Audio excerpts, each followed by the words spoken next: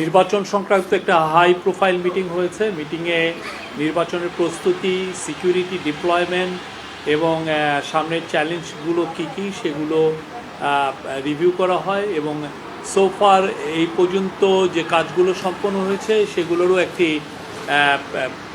Updated list জানানো হয়। তো আজকে চিফ অ্যাডভাইজার তার বক্তৃতার প্রথমেই সন্তুষ্টি প্রকাশ করেছেন যেইভাবে ক্যাম্পেইনটা চলছে। তিনি বলেছেন সারা দেশে উৎসাহ, উদ্দীপনা, শান্তিপূর্ণ ও সৌহার্দ্যপূর্ণ পরিবেশে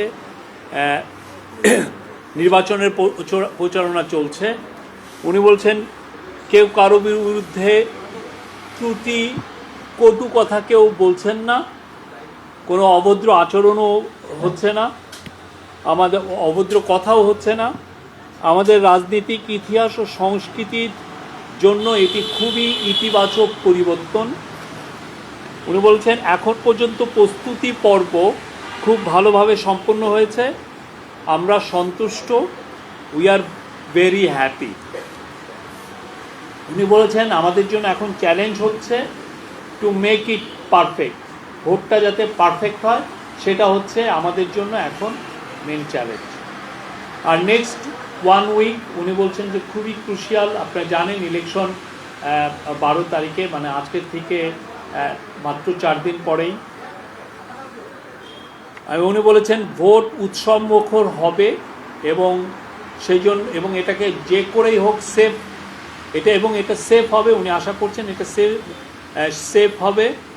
নারীরা আনন্দের সাথে ভোট দিবেন, পুরো পরিবার একসাথে ভোট উৎসবে যোগ দিবে। আমি আশা করি এই ভোট ইতিহাসে স্মরণীয় হয়ে থাকবে, উনি এটা বলেছেন। তো আজকে মিটিংয়ে প্রথম যে বিষয়টা আসে সেটা হচ্ছে যে আপনি জানেন যে পুলিশকে বডি অন ক্যামেরা দেওয়া হয়েছে। সারা বাংলাদেশে প্রায় 43,000 ভোট কেন্দ্র, তার মধ্যে 25,700 বডি অন ক্যামেরা দেওয়া হচ্ছে এবং এই বডি অন ক্যামেরা কীভাবে কাজ করছে এইটার একটা ডেমনস্ট্রেশন হয়েছে আজকের মিটিংয়ে। প্রথমেই এই ডেমনস্ট্রেশনে র্যান্ডমলি 5টা জায়গায় চিফ অ্যাডভাইজার যারা বডি অন ক্যামেরা ক্যারি করছিলেন তাদের সাথে কথা বলেছেন। তো এই জায়গাগুলো যেমন আছে একদম তেঁতুলিয়াতে উনি কথা বলেছেন, আবার সেই কথা বলেছেন খাগড়াছড়িতে কথা বলেছেন, দেশের প্রত্যন্ত জায়গায় কোথায় কোথায়। এবং এই জায়গাগুলো এমন না যে আগে এটাকে প্রস্তুত করা ছিল, এটা র্যান্ডমলি সিলেক্ট করা হয়েছে। আরেকটা ছিল নির্বাচন সুরক্ষা অ্যাপ। নির্বাচন সুরক্ষা অ্যাপটাও এখন পুরোপুরি চালু হয়ে গেছে এবং এই নির্বাচন সুরক্ষা অ্যাপটা শুধুমাত্র ইউজ করবেন যারা নির্বাচনের দায়িত্ব নিয়োজিত কর্মকর্তা এবং সিকিউরিটি অফিসিয়ালগুলো। তো কোনো নির্বাচন কেন্দ্রে বা নির্বাচন কেন্দ্রের বাইরে কোনো যদি গণ্ডগোল গোলযোগ হয়, কোনো ভায়োলেন্স হয়, সেক্ষেত্রে নির্বাচন সুরক্ষা অ্যাপের মাধ্যমে খুব দ্রুত বিভিন্ন সিকিউরিটি ফোর্সের কাছে বার্তা চলে যাবে, রিটার্নিং অফিসারের কাছে বার্তা চলে যাবে, সেন্ট্রালি ইলেকশন কমিশনের কাছে বার্তা চলে যাবে। এর ফলে ইলেকশন কমিশন এবং নির্বাচনের কাজে নিয়োজিত সিকিউরিটি ফোর্সেস তারা খুব দ্রুত ইন্টারভেন করতে পারবেন এবং খুব দ্রুত পরিস্থিতি নিয়ন্ত্রণে আনতে পারবেন। এইটা হচ্ছে নির্বাচনী সুরক্ষা অ্যাপ। এইরকম আমাদের যখন আপনারা জানেন দুর্গাপূজা হয়েছিল, এই বছর দুর্গাপূজা এবং গত বছর দুর্গাপূজায় এরকম একটা অ্যাপ চালু হয়েছিল এবং তখন এই বছর দুর্গাপূজার 32,000 মণ্ডপকে এই অ্যাপের আওতায় আনা হয়েছিল এবং এটা খুবই পরীক্ষিত এবং এটা খুব এফেক্টিভ কাজ করছে। তো আজকে ইলেকশন কমিশনের সেক্রেটারি উনি একটা আউটলাইন দিয়েছেন কি পুরোপুরি, আর অন্যান্য যারা অফিসিয়াল ছিলেন, সিকিউরিটি ফোর্সের যারা চিফ ছিলেন, তারা আপডেটেড দিয়েছেন কত কত ডিপ্লয়মেন্ট হয়েছে। আমি আগে ডিপ্লয়মেন্টের কথাগুলো বলি। প্রায় 9 লক্ষের মতো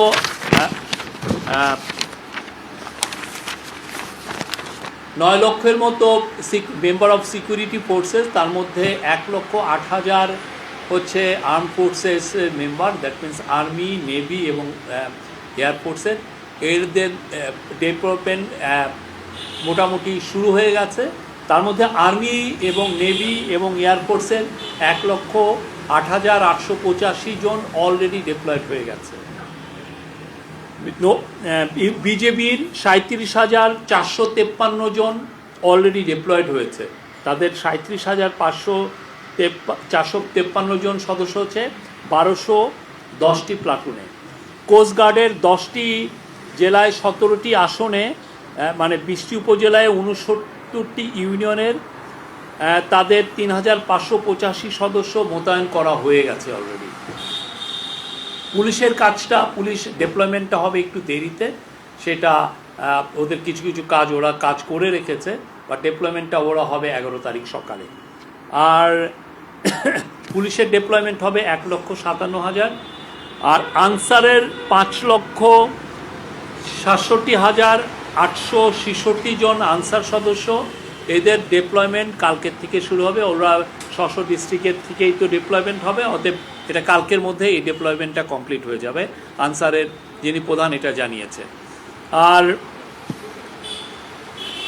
এছাড়া র্যাবের কথাও বলেছি, র্যাবের ডেপ্লয়মেন্ট টু টাইম মতো ওরা যখনই সময় হবে, ওরা অলরেডি যে কাজগুলো প্রস্তুতিমূলক কাজগুলো করেছেন, ডেপ্লয়মেন্টটা শুরু হয়ে যাবে। এছাড়া আজকে ইলেকশন কমিশনের যিনি সেক্রেটারি আক্তার হোসেন, উনি জানিয়েছেন যে মোট 299টি আসনে ইলেকশন হচ্ছে। আপনি জানেন শেরপুর 3 আসনের প্রার্থীর মৃত্যুজনিত কারণে এটা স্থগিত আসন হিসেবে ডিক্লেয়ার করা হয়েছে। নির্বাচন, আপনারা জানেন নির্বাচনের তফসিল ঘোষণা হয়েছে 11ই ডিসেম্বর 2025। ভোট গ্রহণের তারিখ 12ই ফেব্রুয়ারি। আবারও বলছি, প্রতিদ্বন্দ্বী প্রার্থীর মোট সংখ্যা 2029 জন, আসন সংখ্যা 299-এর কারণে। রাজনৈতিক দলের মোট প্রার্থীর সংখ্যা 1,755 জন, স্বতন্ত্র প্রার্থীর মোট সংখ্যা 274 জন, মহিলা প্রতিদ্বন্দ্বী প্রার্থীর মোট সংখ্যা 83 জন, দলীয় হচ্ছেন 63 জন এবং স্বতন্ত্র 20 জন। পুরুষ প্রতিদ্বন্দ্বী প্রার্থীর সংখ্যা 1946 জন, দলীয় 1692 এবং স্বতন্ত্র 254 জন। আবার ভোটারের সংখ্যা, যেহেতু 299টি ভোটারের সংখ্যা, একটু সেই একটি আসনের ভোটার এখানে ক্যালকুলেট হয়নি, তো পুরুষ ভোটারের সংখ্যা হচ্ছে 12,77,11,793 জন। তার মধ্যে পুরুষ হচ্ছে 6,48,25,361 জন, মহিলা 6,28,85,200 জন এবং আমাদের হিজড়া জনগোষ্ঠীর 1,232 জন। মোট ভোট কেন্দ্র 42,779।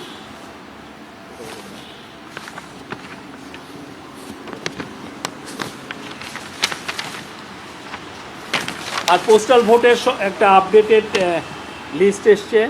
তার মধ্যে আপনারা জানেন যে পোস্টাল ভোটে, যেটা out of the country postal ভোটের মোট 4,22,960 জনের ব্যালট বাংলাদেশে অলরেডি পৌঁছেছে। আর রিটার্নিং কর্মকর্তা ব্যালট গ্রহণ করেছেন সোফার 2,70,038টি। একটা ইন্টারেস্টিং তথ্য আপনাদেরকে দিচ্ছি, সেটা হচ্ছে যে যারা out of the country voter হয়েছেন পোস্টাল ভোট ব্যালটের মাধ্যমে, তাদের মধ্যে পুরুষ হচ্ছে 94%, নারীর সংখ্যা 6%।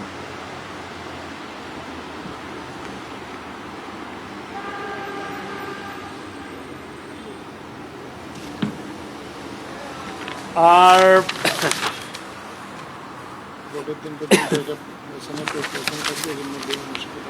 আমি বলছি বিদেশি পর্যবেক্ষণ প্রায় 400 জন থাকছেন, আর দেশি পর্যবেক্ষক প্রায় 50,000-এর মতো থাকছেন, আর সাংবাদিক থাকছেন সোফার আমরা এস্টিমেটেড করেছি যে 120 জনের মতো বিদেশি সাংবাদিক এই ইলেকশনটা কভার করবেন। স্মার্ট অ্যাপ আজকে অনেকগুলো ডিসিশনও হয়েছে। তার মধ্যে একটা জিনিস আজকের মিটিংয়ে জানানো হয় যে স্মার্ট নির্বাচন বন্ধু ভোটার যেটা একটা হটলাইন নাম্বারটা ইনাগরেট করা হয়েছে, সেটা হচ্ছে 333-333।